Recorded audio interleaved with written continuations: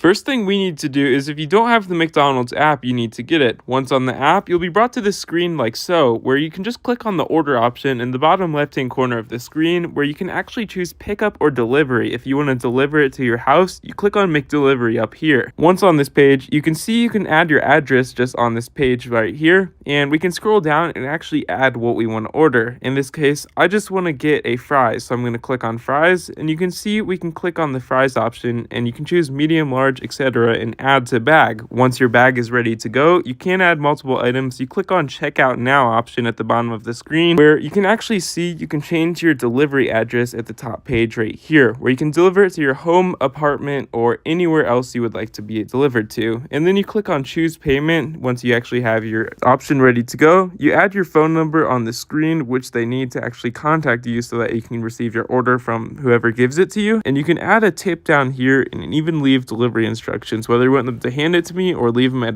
the door. And when you scroll down, you can simply click on the payment method of your choice and place order at the bottom of the screen, and you can actually see the ETA through text updates and within the app of how long it will take to be delivered.